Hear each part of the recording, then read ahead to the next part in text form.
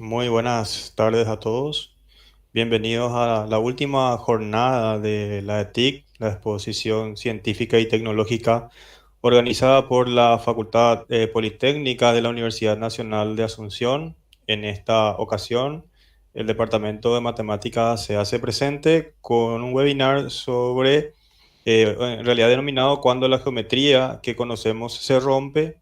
Es una breve introducción a las geometrías no euclidianas a cargo del estudiante Gabriel Orostiaga Prats. Él es estudiante del sexto semestre de la licenciatura en Ciencias, mención Matemática Pura. Actualmente trabaja en el programa de iniciación científica en la parte de álgebra abstracta. Es un apasionado por las ciencias exactas y naturales y su área de interés es el álgebra abstracta, teoría de números, lógica y teoría de conjuntos. Agradecemos al estudiante Gabriel y dejamos al público en general para su atención. Buenas tardes, Gabriel, ¿cómo estás?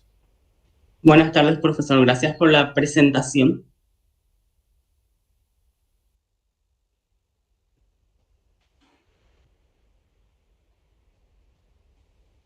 Ahora voy a compartir y quiero saber si se puede apreciar la presentación. Estamos viendo ahora la presentación. Cuando lo pongas en modo, ahí ahora sí ya está listo. Genial. Bueno, como me ha presentado el profesor, mi nombre es Gabriel Grostiaga y esta charla se denomina Cuando la geometría que conocemos se rompe. Mi intención en esta charla es dar una breve introducción a las geometrías no euclidianas. Para ello, empecemos con los antecedentes. 300 años antes de nuestra era, surgió una figura que destaca sobremanera en el panorama científico de aquella época y también en la de decenas de siglos posteriores, Euclides. Su principal obra, Los Elementos, perduró durante más de 2000 años y fue el pilar fundamental de la ciencia occidental, y no solo porque incluyera gran parte del saber geométrico, sino sobre todo porque es un paradigma de la argumentación y precisión científica. En realidad, es muy poco lo que se sabe con certeza sobre la vida de Euclides, por no decir nada. La mayor parte de los datos proceden de una misma fuente, un libro que escribió sobre Euclides, el filósofo Proclo, que vivió 7 siglos después que él. Por tanto, la certeza y veracidad de los datos de su biografía que siguen es algo que se deja a la consideración de ustedes. Parece ser que Euclides nació alrededor del año 325 a.C. y falleció en Alejandría hacia el 265 a.C. Es pues posterior a Platón y Pitágoras y anterior, aunque contemporáneo, de Arquímedes y Eratóstenes. De todas formas, tampoco está muy claro siquiera que Euclides existiera. Son tantas las referencias a sus cualidades y tan perfecto el rigor de los elementos del libro que publicó, sin olvidar la improba tarea de recolectar la cantidad de saber geométrico disperso, que parece como si una vida humana no diese para tanto. Y por eso es lógico que haya hipótesis alternativas. Existen dos que son las que parecen tener mayor verosimilitud, y ellas son que Euclides podría haber sido lo que ahora llamaríamos un catedrático de mucho prestigio que fundó un grupo de trabajo, y todo lo que este publicaba, incluso después de que Euclides hubiera muerto, siguió llevando el nombre del fundador del grupo. La otra alternativa es que un grupo de matemáticos de Alejandría podría haber publicado obras conjuntas a lo largo de varios años y adoptado el nombre de Euclides en honor a Euclides de Megara, un discípulo de Sócrates que tuvo cierto renombre un siglo antes.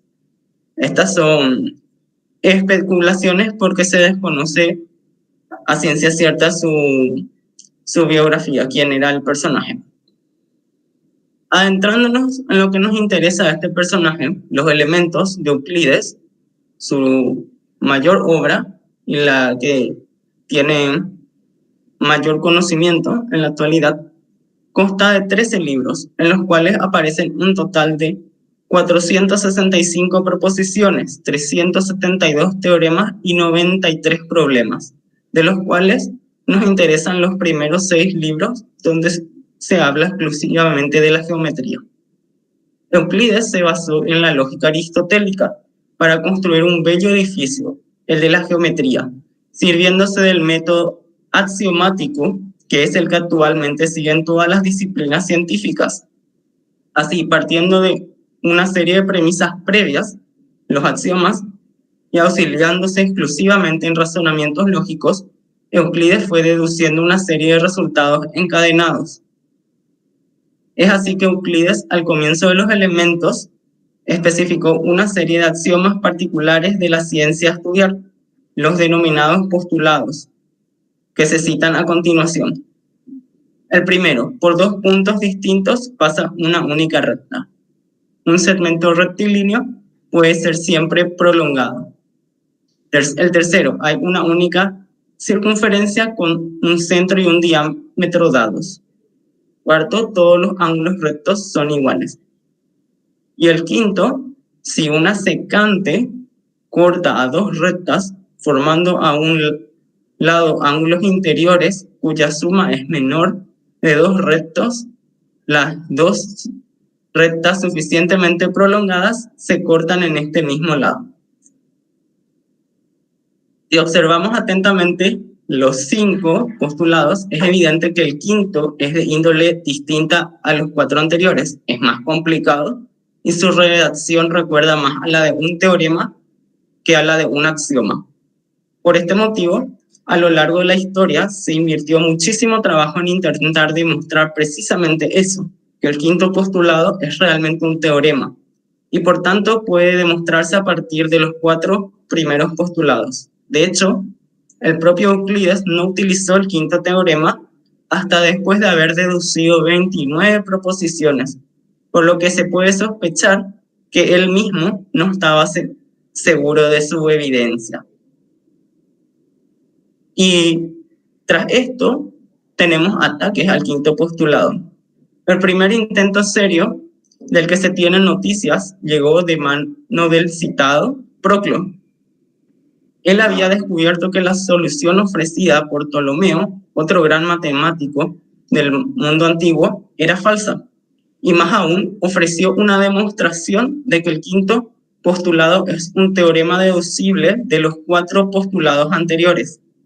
Pero, por desgracia, su solución también era falsa.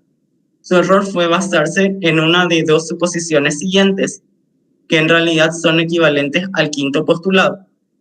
Toda recta que corte a una de las rectas paralelas corta también a la otra. Una recta paralela a una dada dista de ella una longitud constante. Más adelante, con la caída de los imperios, en particular la caída de Roma Occidental, muchas de sus instituciones, incluido su sistema educativo, fueron borrados del mapa y con ello las ideas y libros antiguos desaparecieron. Uno de dichos libros fue Los Elementos. Durante casi 700 años, la hermosa geometría de Euclides y los griegos permanecía fuera de Europa, pero debió haberse conservado en algún otro lado, ¿no?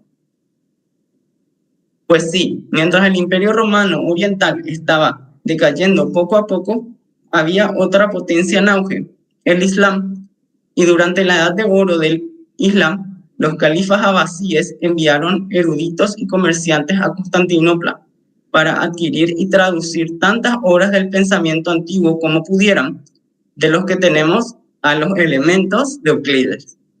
Esto nos lleva al famoso erudito Al-Khwarizmi, el matemático que aparece en la portada del libro de Baldor, quien no solo apoyaba firmemente el uso del sistema numérico hindi, el cual hoy en día se le suele llamar sistema numérico árabe, sino que expandió la geometría de Euclides en su libro que nos daría la aún usada palabra álgebra.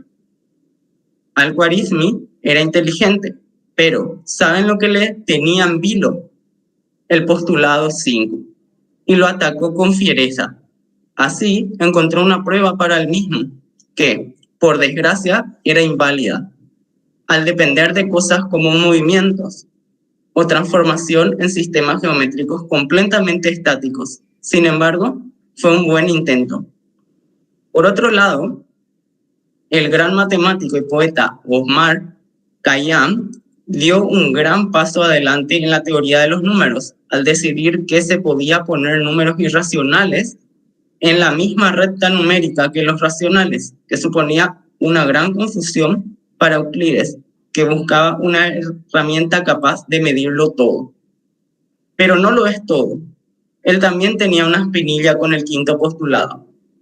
Él escribió un libro entero sobre ello y concluyó con una prueba que, desafortunadamente, era solo un parafraseo del postulado original de Euclides. Casi todo matemático islámico de la Edad Media que se pueda nombrar intentó abordar este asunto. En un caso, una familia de matemáticos lo dejó en herencia para sus siguientes generaciones y sus hijos intentaron mejorar el trabajo paterno sobre Euclides y eliminar el postulado 5. Pero al final, ninguno tuvo éxito.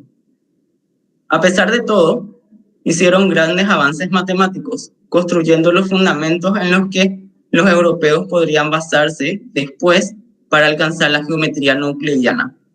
Porque al intentar eliminar el postulado 5, algunos geómetras islámicos maquinaron un método que creyeron irrefutable. Dijeron, bueno, solo hay dos posibilidades de líneas paralelas, aparte de la que hay en el postulado de Euclides. Si estas dos líneas supuestamente paralelas no se mantienen siempre a la misma distancia, significa que o se cruzan en un punto o se separan más y más entre ellas. Si tan solo se pudiesen refutar ambos casos ridículos, entonces, ¡bam! Postulado 5 resuelto. Mientras tanto, ¿cómo regresaría el libro de los elementos y el problema del postulado 5 a Europa? Bueno, un inglés del siglo XII llamado Abelard empleó una buena cantidad de tiempo visitando los países de las cruzadas y así se trajo todos estos increíbles libros encontrados en las cruzadas, una abadía en Inglaterra, y los comenzó a traducir. Y entre ellos estaban los elementos de Euclides. Esta traducción sirvió para toda versión occidental de este libro durante 600 años, hasta que Napoleón robó accidentalmente una copia más vieja del Vaticano, que ni sabían que tenían. Pero esa es otra historia.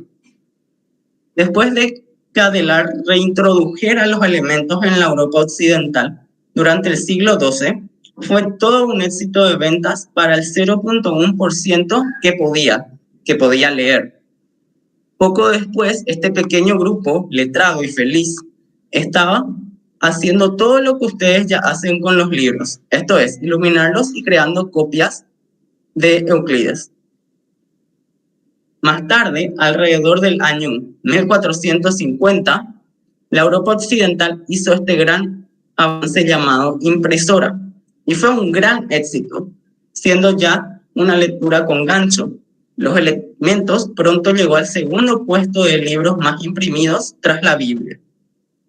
Si avanzamos a cámara rápida, hasta un siglo después, otro inglés hizo el increíble esfuerzo de traducir los elementos, ofreciendo así al mundo una versión más precisa y la primera versión traducida al inglés.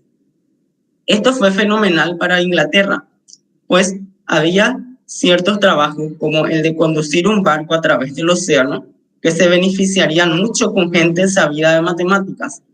Aquí hay mucha historia interesante que contar, cómo René Descartes inventa el plano cartesiano y su replanteamiento del pensamiento científico, luego cómo Newton funda las bases del cálculo, que son una extensión de la geometría de Euclides, y junto con la geometría analítica expanden las posibilidades matemáticas colosalmente, pero esto sí es demasiada historia para lo que nos llama. Volviendo a nuestra ruta, mientras las matemáticas evolucionaban, se volvió a pensar en el postulado 5 y qué podía significar. ¿Qué pasaría si fuese válido, pero tampoco fuese la única posibilidad válida contemplada? Haciendo un inciso, habrán observado que varias expresiones equivalentes al quinto postulado, pero la más difundida se debió al matemático escocés John Playfair, que la expuso en 1795. Tal es así que muchos textos ofrecen esta versión en la que se expone como quinto postulado de Euclides.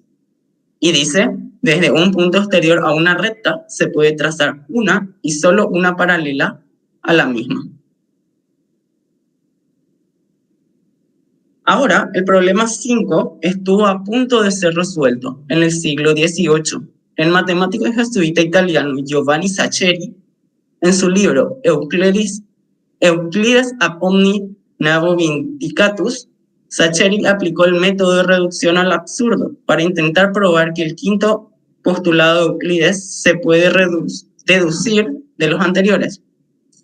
Saccheri partió de un cuadrilátero birrectangular, eso quiere decir que tiene dos ángulos rectos, isósceles, ABCD, en el que los lados AC y BC eran iguales, los lados laterales si escogemos una base, y los ángulos A y B, es decir, los ángulos de la base, son rectos, y demostró, basándose solo en los 4 primeros postulados, que los ángulos CD, los que estarían superiormente, deben ser iguales. Llegado a este punto, analizó las 3 posibilidades que le ofrecían,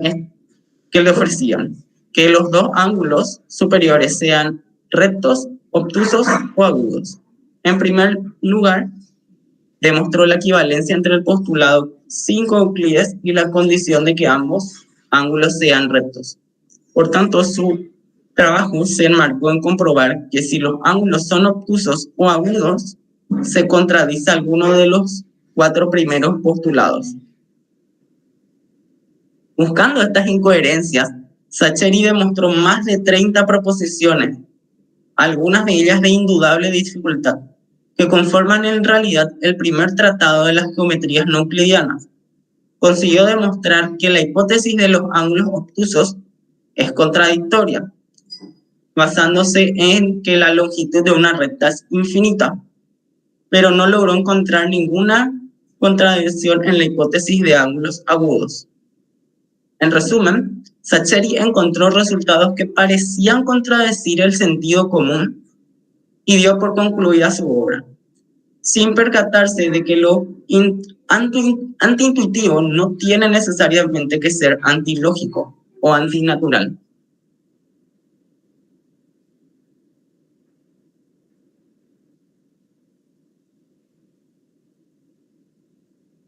Unos años más tarde, en 1763, el matemático George Klugel introdujo en su tesis doctoral una novedosa idea. El quinto postulado está basado en la experiencia, no en la evidencia.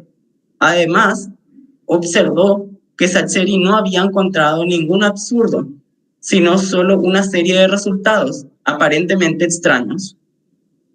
Siguiendo este camino, el matemático Johann Heinrich Lemberg intentó probar que el quinto postulado era independiente a los demás. En su obra Die Theorie der Parallellinien, escrita en 1766 y publicada en 1786, sigue un razonamiento análogo al de Saccheri, construyendo un cuadrilátero formado por 3 ángulos rectos, y analiza la hipótesis de recto, obtuso y agudo para el restante ángulo, buscando alguna contradicción que, claro está, no encontró. De hecho, el propio Lambert insinuó la posibilidad de introducir un postulado alternativo al quinto de Euclides, e incluso indicó que la geometría esférica era independiente del postulado de las paralelas.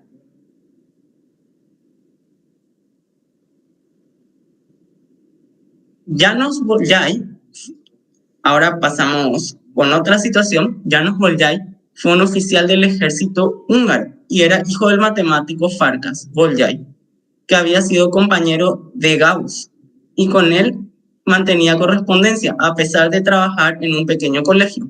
Gracias a eso, conocemos que en 1799 Gauss le indicaba: el camino elegido no conduce en absoluto a deducir el axioma de las paralelas, pero me aseguráis haber alcanzado. Su hijo, Janos, prosiguió los trabajos del quinto postulado y el 3 de noviembre de 1823 envió una carta a su padre en la que decía: he llegado a realizar algo tan asombroso que yo mismo me hallo terriblemente azorado. Si echaras una mirada a mi trabajo, verías que no exagero. Puedo asegurarte que he creado un mundo nuevo. ¿Y saben qué? Tenía toda la razón del mundo. Janos Bolyai partió de la hipótesis de que el quinto postulado era independiente de los otros cuatro y por tanto se sustituía por otro no equivalente. Podría construirse una nueva geometría tan coherente como la euclídea. Él partió de la siguiente negación: desde un punto exterior a una recta pueden trazarse infinitas rectas paralelas a la dada. Es decir, supuso el caso en el que dos rectas paralelas se curvarían y se separarían. Y con ese simple y minúsculo cambio desató una gran locura, que es tan válida como el trabajo de Euclides, que es tan consistente internamente como el trabajo de Euclides. Pero para una mente entrenada para ver el mundo con un modelo euclidiano, es casi como si le diera un ictus. Sin embargo, su nuevo mundo quedó en agua de borrajas y su descubrimiento no fue publicado hasta 1832 como un apéndice del libro de texto Tentamen de su padre. ¿Y por qué Bolyai abandonó su investigación? Pues por una razón de peso, al menos para él. Alguien se le había adelantado. Cuando Bolyai, padre, apreció la importancia del trabajo de su hijo, no tardó mucho en enviar una copia a Gauss, con la esperanza de que éste alabase el trabajo de Janos y así su hijo tuviese un merecido reconocimiento en el mundo matemático.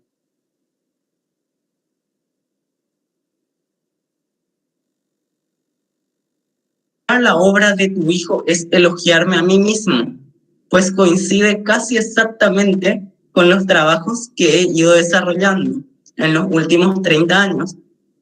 Más mi intención era no publicar estos trabajos durante mi vida. Curioso. ¿Y por qué el gran Gauss callaba su descubrimiento? Pues, aunque parezca mentira, por miedo. Según cuenta en una carta enviada a Bessel el 27 de enero de 1829, silenció sus investigaciones porque temía el griterío de los beocios, refiriéndose a los filósofos kantianos que consideraban la geometría euclídea consustancial con la naturaleza. Ya saben, en esa época la religión era dominante y oponerse a ella era un sacrilegio. Un ejemplo de ello fue el gran Galileo. Esa nueva geometría que Gauss no quiso dar a conocer y que Janos Bolyai dejó abandonada fue revelada a la comunidad científica por el matemático ruso Nikolai Ivanovich Lobachevsky, profesor y rector de la Universidad de Kazán. Lobachevsky partió de la misma hipótesis de Bolyai. Desde un punto exterior a una recta se puede trazar infinitas paralelas. Y presentó sus trabajos en dos memorias publicadas en 1826 y 1829 en su universidad. Posteriormente publicó Geometría Imaginaria y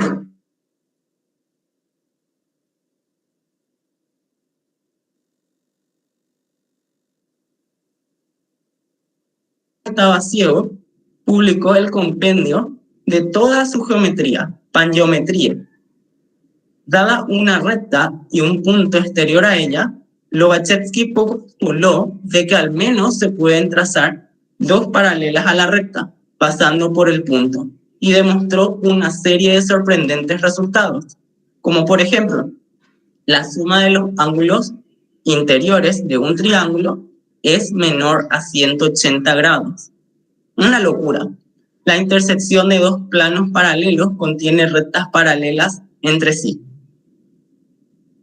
Una vez que se probó esta nueva geometría no euclídea, que más adelante se denominaría geometría hiperbólica, no ofrecía ninguna contradicción y por tanto era coherente. Entonces se buscaron modelos geométricos en los cuales se pudiera aplicar. Por otro lado, hasta ahora hemos visto dos geometrías, la euclídea y la hiperbólica, en las cuales la longitud de la recta es infinita y donde desde un punto exterior a una recta se puede trazar una o varias paralelas respectivamente. Sin embargo, nos preguntamos, ¿es posible definir alguna geometría donde esto no suceda?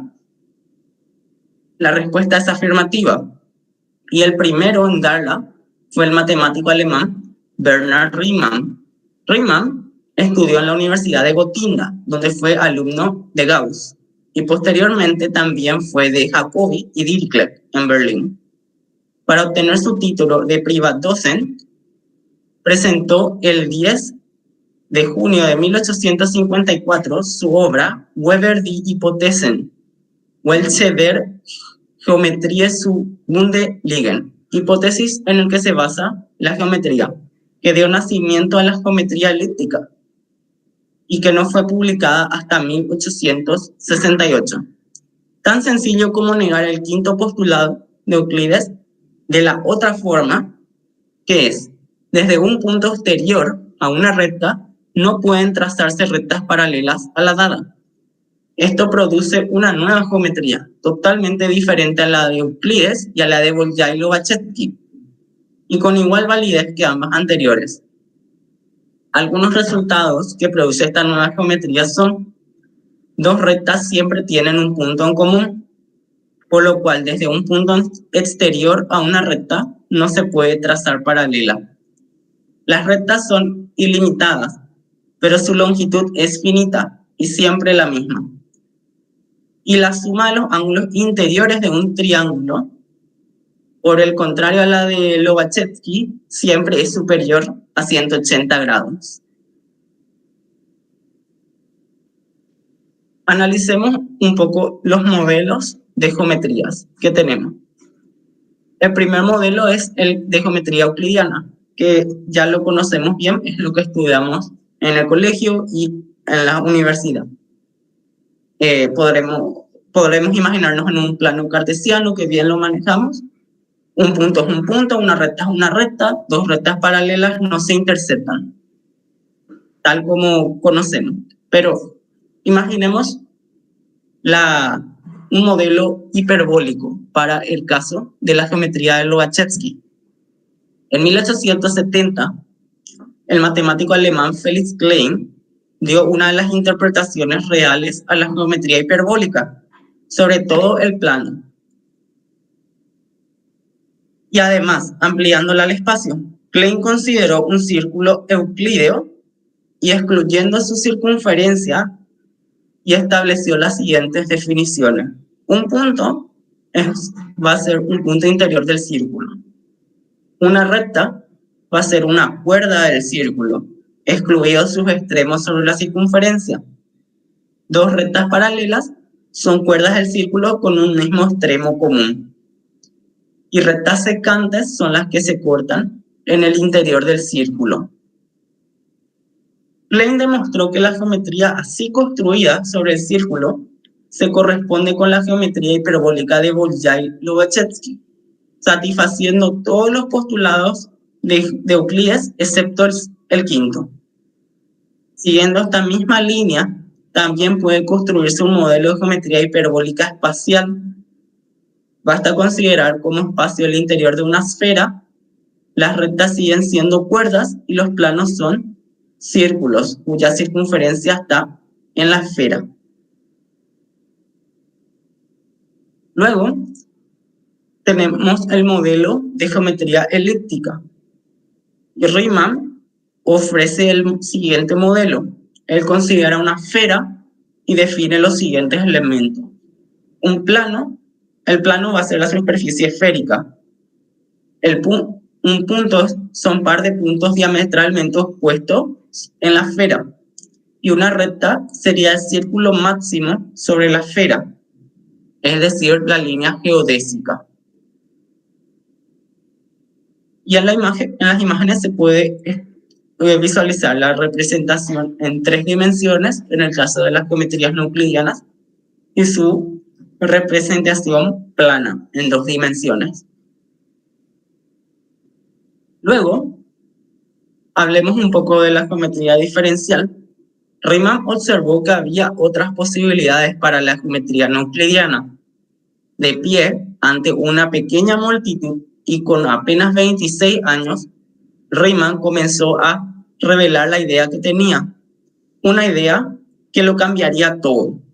Entre la multitud estaba sentado su antiguo profesor, Gauss, una de las mentes más brillantes de todas las matemáticas, la persona que realmente formó las bases para la mayor parte de los trabajos futuros en geometría no euclidiana.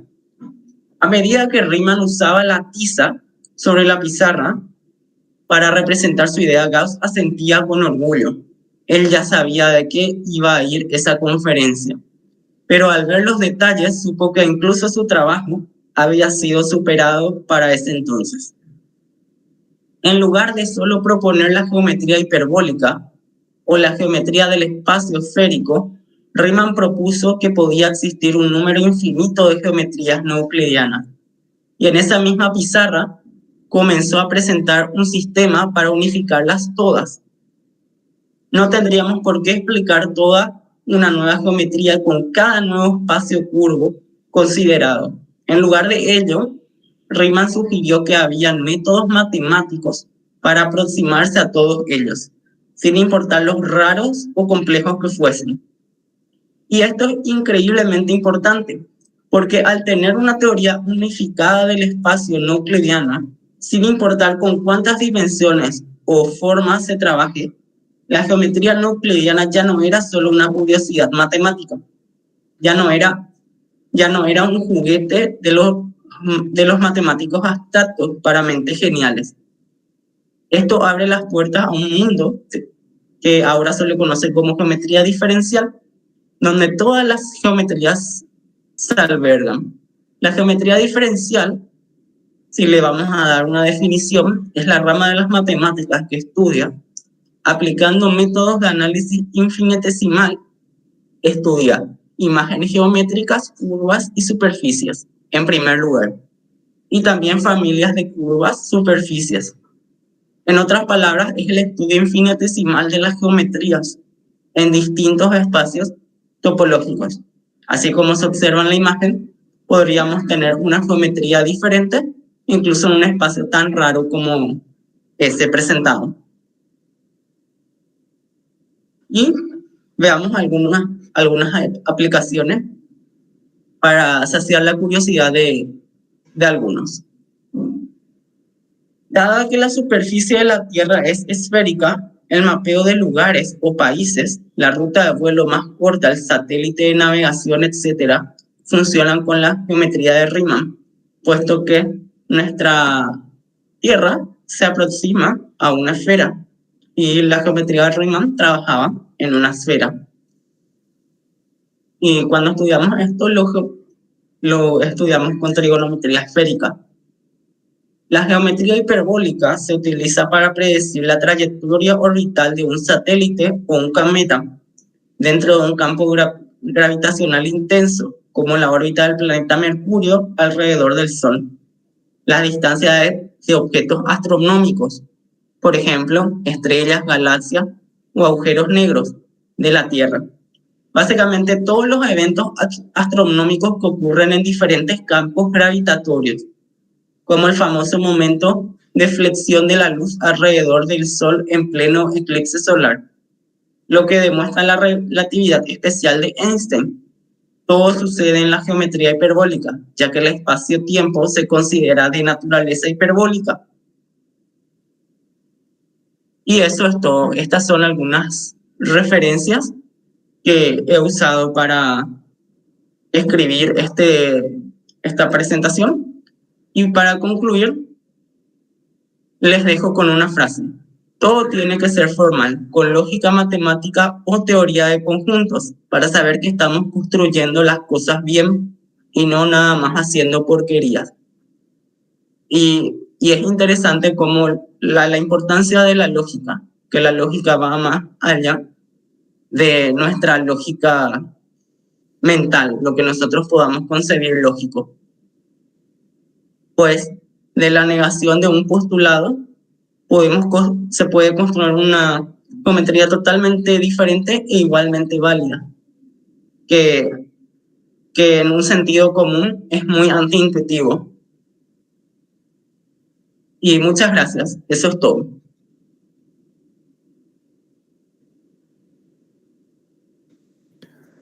Muchísimas gracias, Gabriel.